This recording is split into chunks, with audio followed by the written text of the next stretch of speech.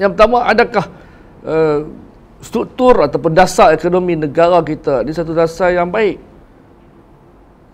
Bagi saya, kita tidak ada satu dasar yang tuntas, yang dasar yang ataupun bagi pelan tindakan, blueprint yang satu jangka panjang menyelesaikan apa saja masalah ekonomi. Okey, saya bagi contoh. Kita sekarang berhadapan dengan krisis makanan ataupun orang panggil food security, keselamatan makanan, iaitu di mana bekalan makanan di dalam negara kita ini tidak cukup. Apabila tidak cukup, dia akan melonjakkan harga naik. Dan dengan dalam keadaan rakyat yang poketnya kering, bermaksud gaji itu tidak setimpal, gaji tak tinggi. Okay. Kadang-kadang ada orang bercakap sinis mengatakan, oh, harga barang di tempat lain pun mahal. Tetapi kalau you bandingkan dengan Singapura, gajinya tinggi. Saya ingat masa tu sebagai wartawan saya ingat boleh earn 5 angka di Singapura. Tapi berpatutan dengan barang. Sebab itu inflasinya rendah. Kita di negara kita ni inflasi tinggi sekarang. Inflasi trust dah cecah 1.7%. Jadi dengan keadaan di mana gaji itu rendah, barang menjadi tinggi sebabkan bekalan itu tidak cukup, maka berlaku krisis makanan dalam negara. Okey. Apa sebab saya kata Malaysia tidak ada dasar yang baik? Okey. Bila tidak melihat pada security makanan, kita banyak mengimport barang makanan. Betul. Okey. Nilai import saja hampir 55.5 bilion. Ataupun boleh kata setiap tahun ni tak larilah daripada 50 bilion nilai makanan yang kita import. Sedangkan kita ada sumber yang banyak. Seperti saya cakap tadi, kita ada tanah untuk kita usahakan pertanian.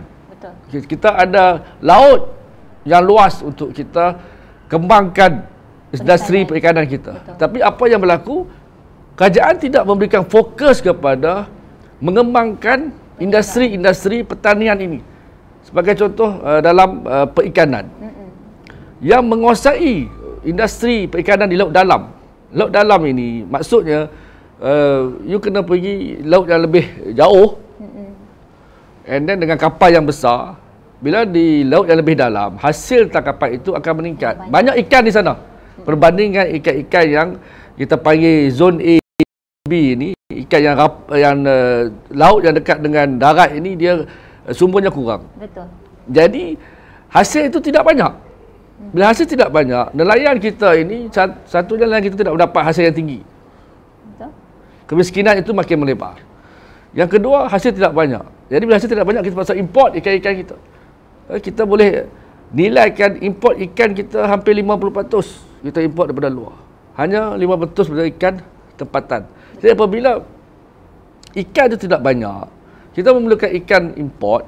Jadi dengan tukaran mata wang yang kita semakin lemah hari ini, kos pengangkutan dan sebagainya, sebagai orang tengah, kita katakan orang tengah itu, akan menyebabkan berlakunya kenaikan harga. Betul. Begitu juga sudut pertanian. Kita cakap tentang ayam. Kerajaan tidak memberikan fokus bagaimana nak membina atau memberikan satu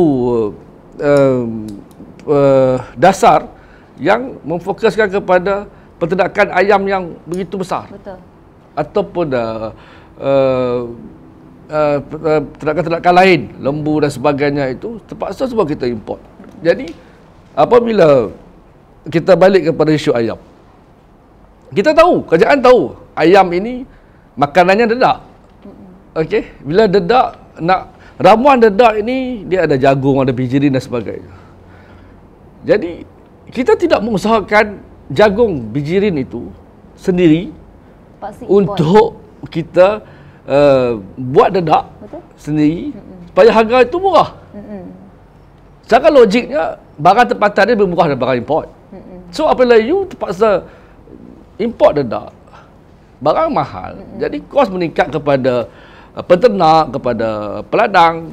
Jadi mereka terpaksa jual harga yang mahal.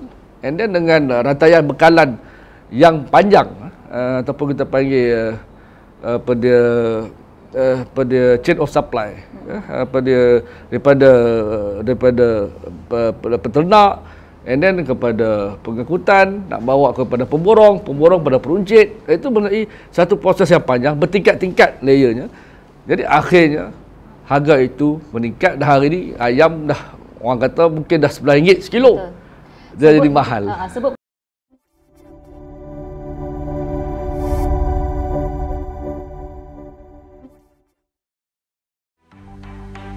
mencari maklumat dan berita politik yang bebas, kupasan yang tepat, panas.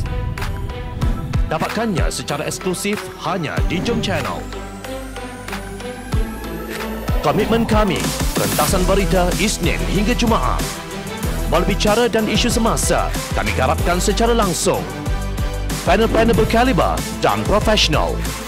Interaktif, pandangan anda kami raikan. Jangan lupa bersama kami di setiap hujung minggu dalam edisi khas mingguan. Jom Channel, moving forward, sharing a new experience.